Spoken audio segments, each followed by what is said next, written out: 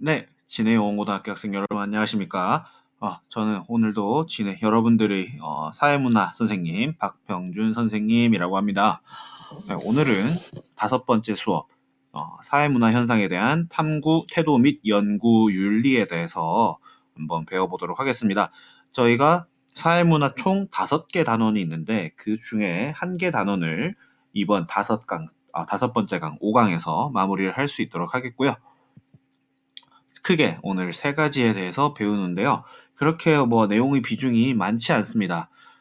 일단 첫 번째 탐구 태도에 대해서 배울 거고요. 두 번째 어, 사회문화 현상에서의 탐구 과정에서 가치 중립과 가치 개입이 이루어져야 할 시점들에 대한 어떤 논의도 좀 해볼 거고 마지막에는 연구 윤리에 대해서 한번 얘기를 해보도록 하겠습니다.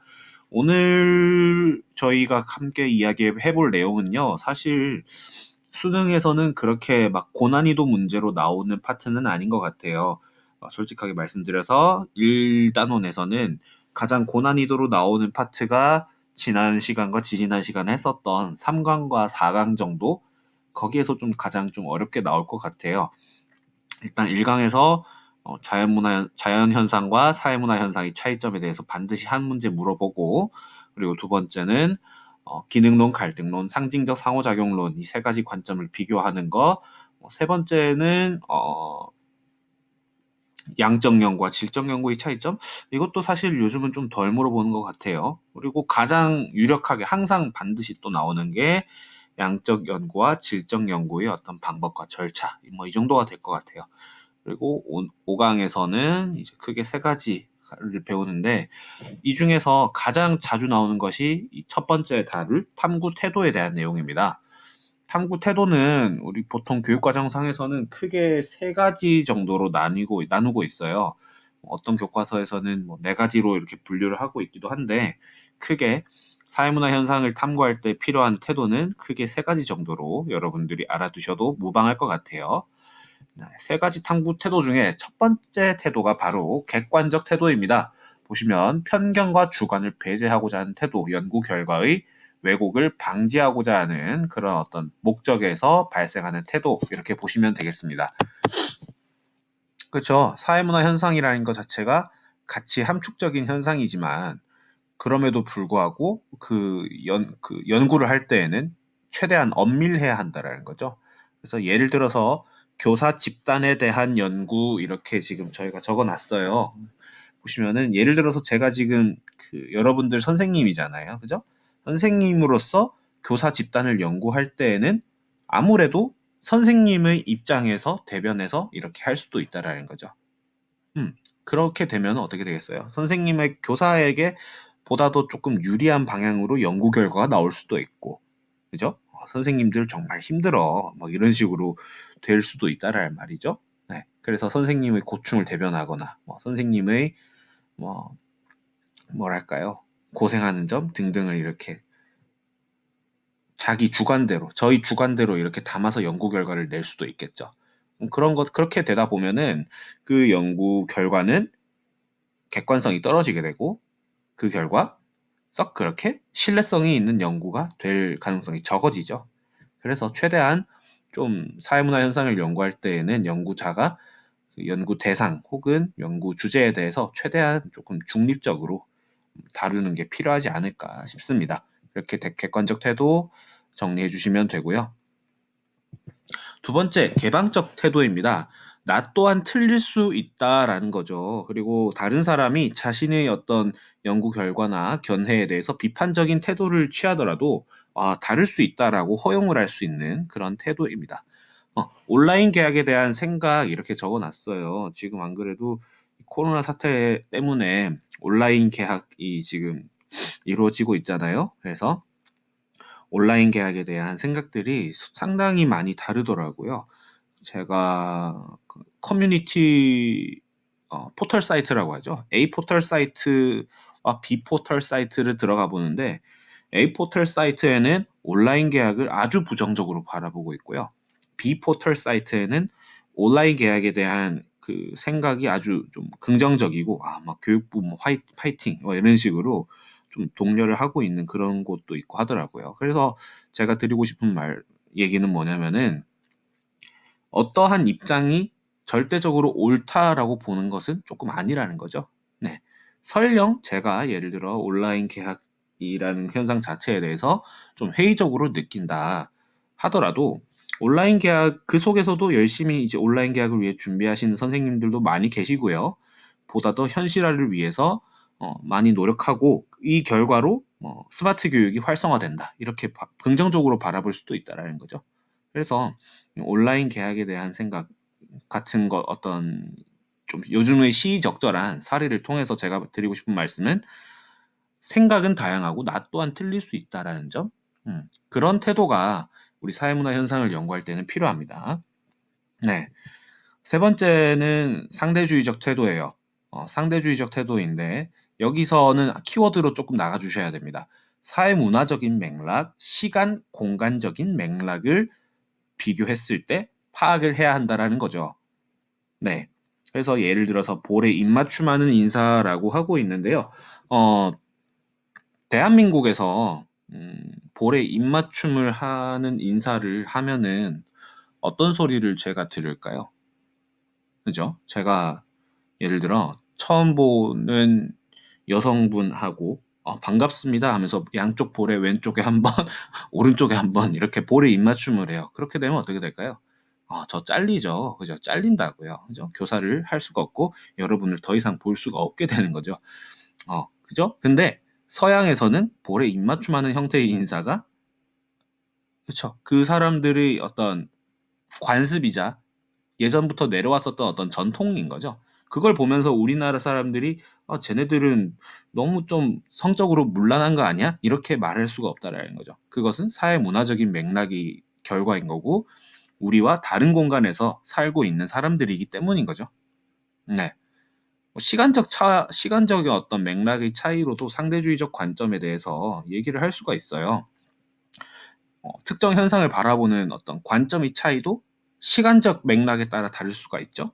예를 들어서 이제 흔히 말하는 세대 차이 같은 것들이요. 그죠? 결혼에 대한 어떤 생각, 결혼관, 가족관 이런 것들이 우리 젊은 세대와 기성세대, 노년세대 끼리 다를 수가 있다라는 거죠. 그런 차이에 대해서 인정하고 하는 그런 상대주의적 태도.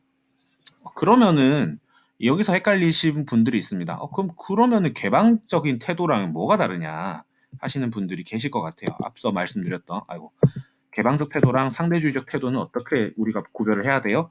자, 키워드 중심으로 다시 한번 말씀드리지만 구별을 해주셔야 됩니다. 시간, 공간의 차이로 인해서 뭔가 인정해주자라는 느낌이 든다면 상대주의적 태도 이렇게 가셔야 되고요.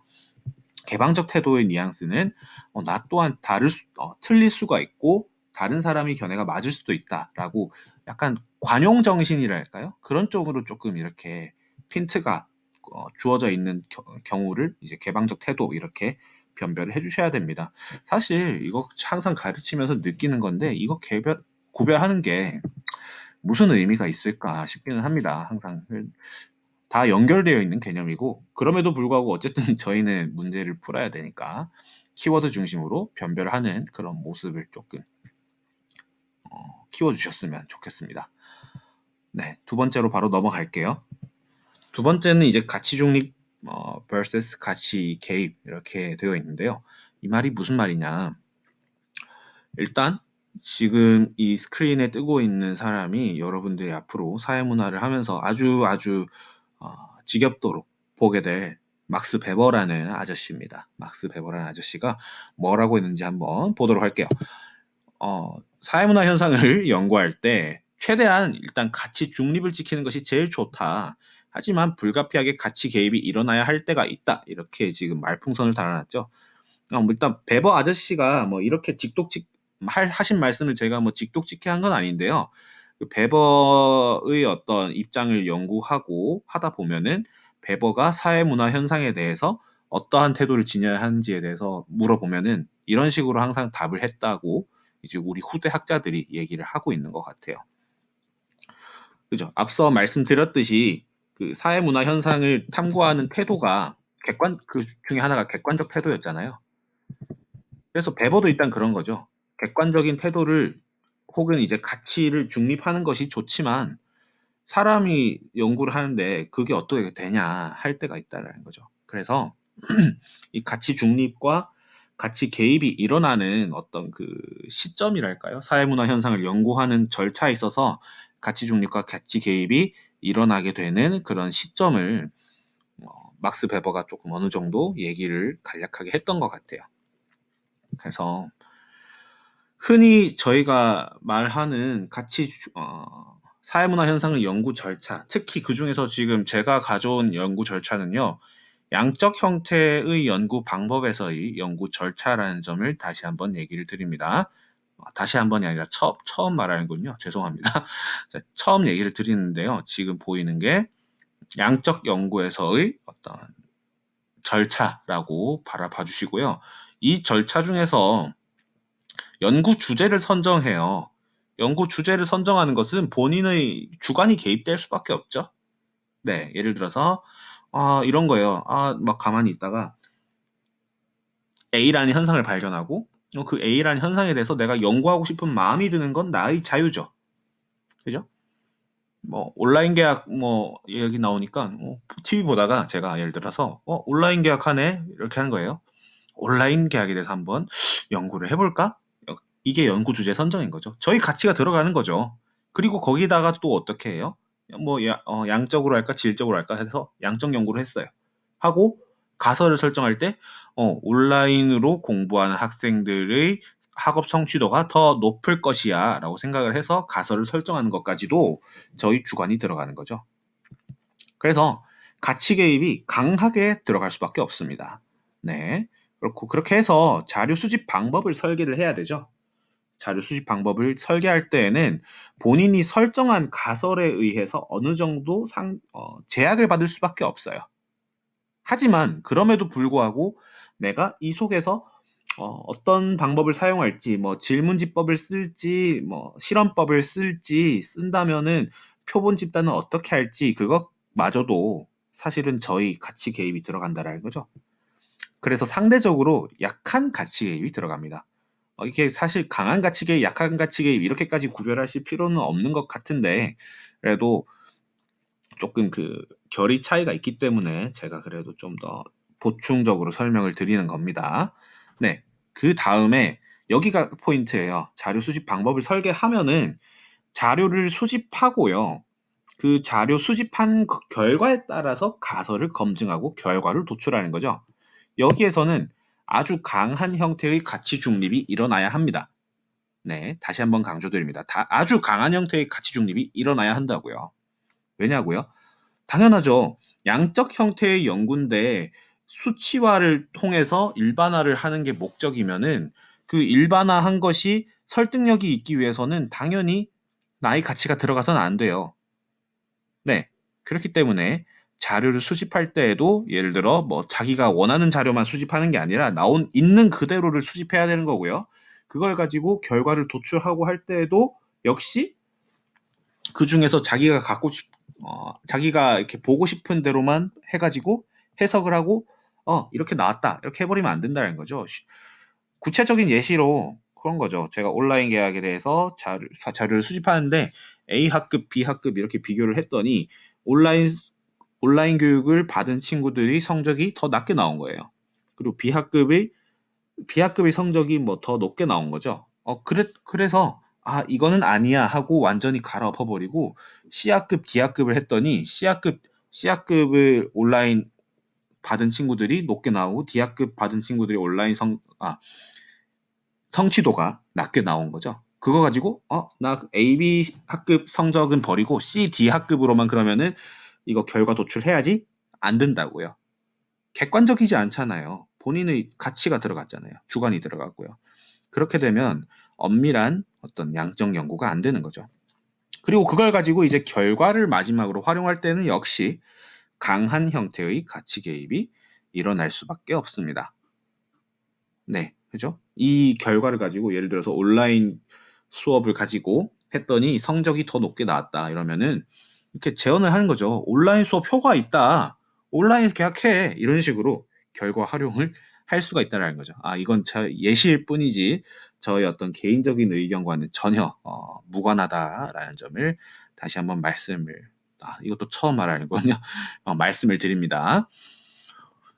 그러면 선생님, 질적 연구는요? 똑같아요. 여기서 가설 설정이랑 가설 검증 파트만 없으면 그대로인 거죠. 그죠? 네.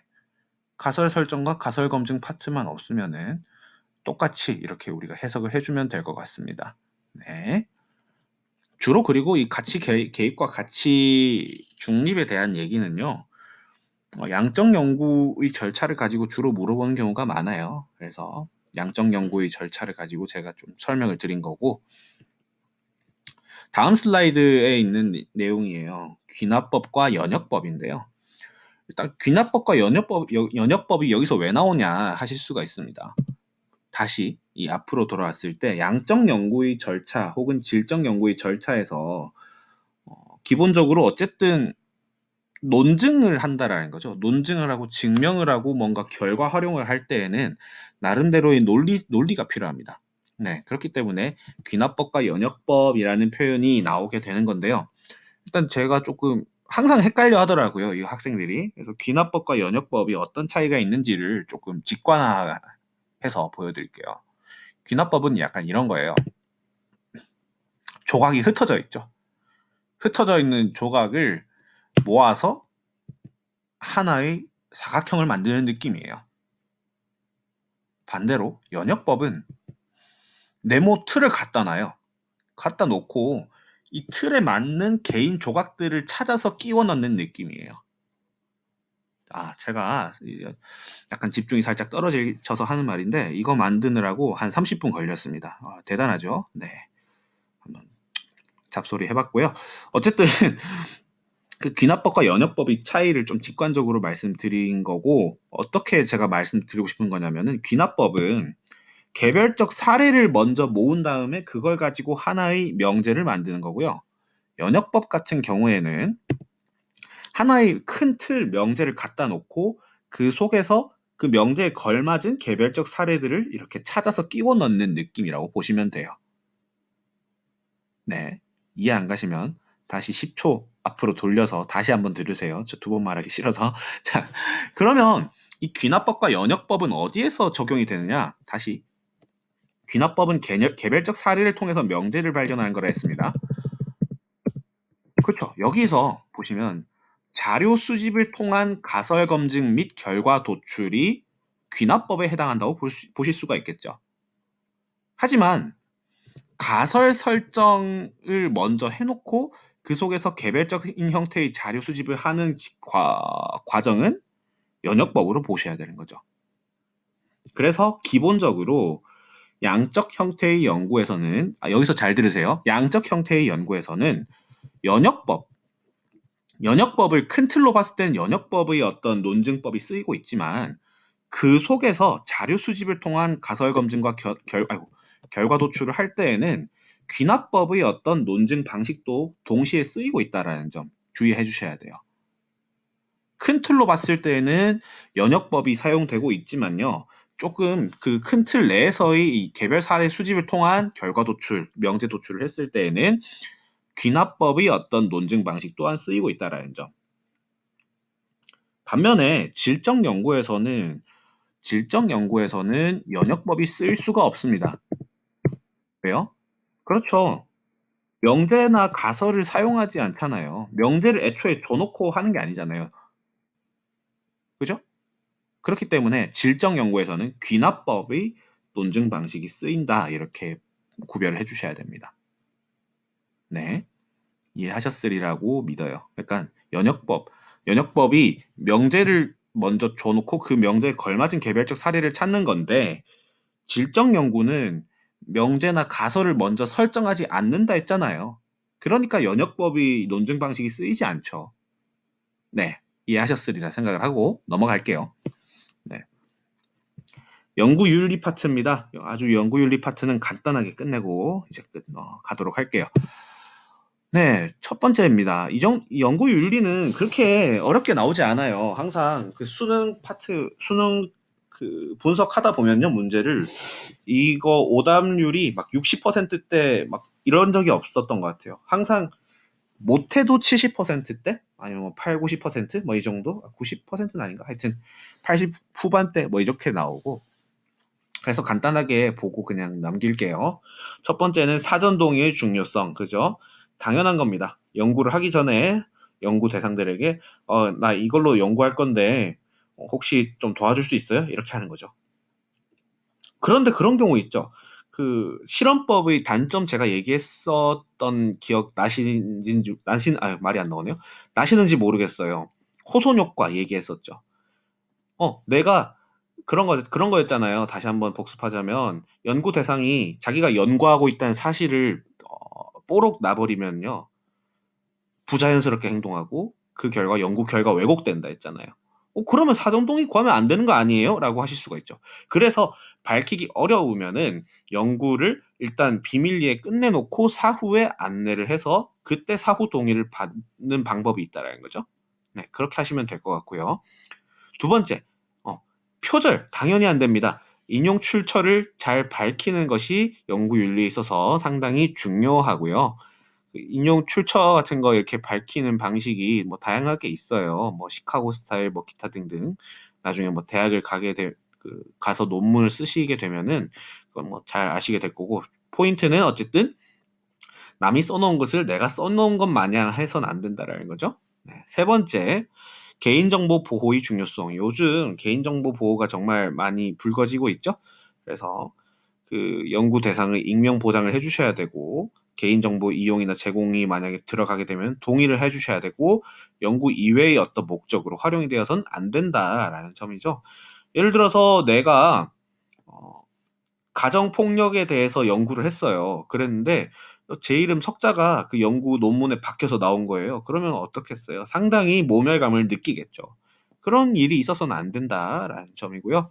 네 번째, 그죠? 결과 조작을 하면 안 되죠. 우리는 정말 그 유튜버들 보면은 뭐 주작하니 많이 이런 얘기를 하는데 하물며 사회문화 현상을 연구하는 사람들이 그 결과를 조작하게 되면은 그 파장은 아주 어마어마하겠죠.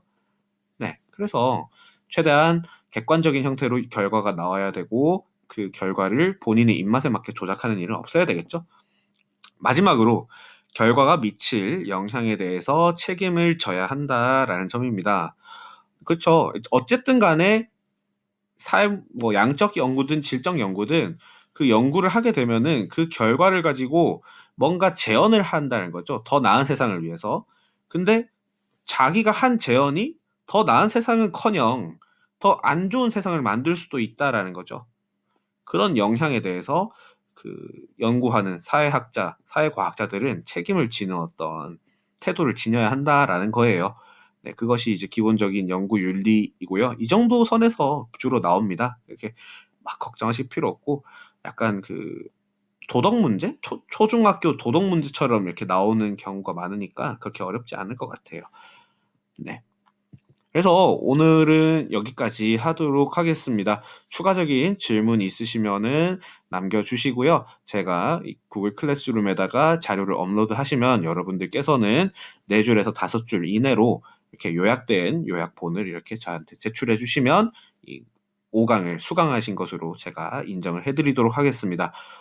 긴 시간 동안 제 수업을 일단 들어주셔서 정말 감사하고요.